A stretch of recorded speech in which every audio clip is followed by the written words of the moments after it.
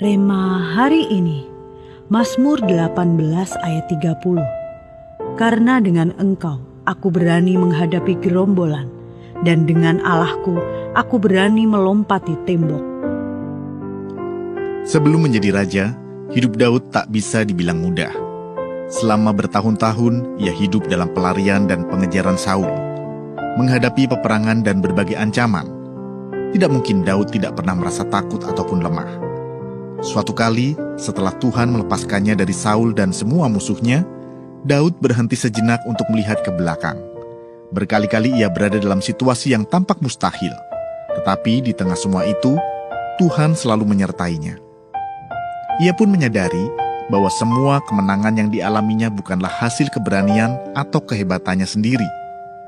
Karena itu, Daud dapat berkata dalam mazmurnya, "Dengan Engkau aku berani menghadapi gerombolan, dan dengan Allahku aku berani melompati tembok." Kesaksian Daud mengingatkan kita bahwa penghalang terbesar dalam hidup seringkali bukanlah keadaan di luar diri kita, melainkan batasan yang kita bangun dalam hati. Ketakutan, keraguan, atau rasa tidak mampu yang menghambat langkah dan menghalangi kita mengalami pertumbuhan.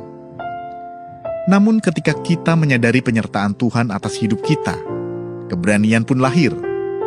Seperti yang Daud alami, Tuhan mungkin tidak selalu menyingkirkan setiap tantangan yang ada di depan kita, tetapi Dia akan memberi kekuatan untuk melewatinya. Bersama Tuhan, tidak ada tembok yang terlalu tinggi untuk dilompati, dan tidak ada penghalang yang terlalu besar untuk dihancurkan.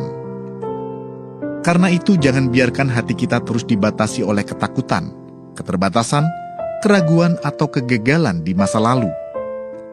Apapun kelemahan kita saat ini, marilah kita menyerahkan semua kepada Tuhan dan melangkah dengan iman.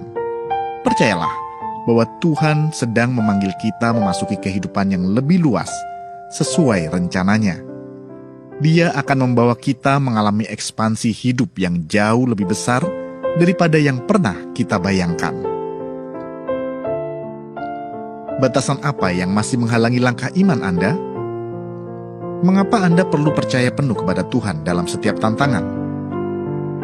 Langkah iman apa yang akan Anda ambil untuk mengalami ekspansi hidup?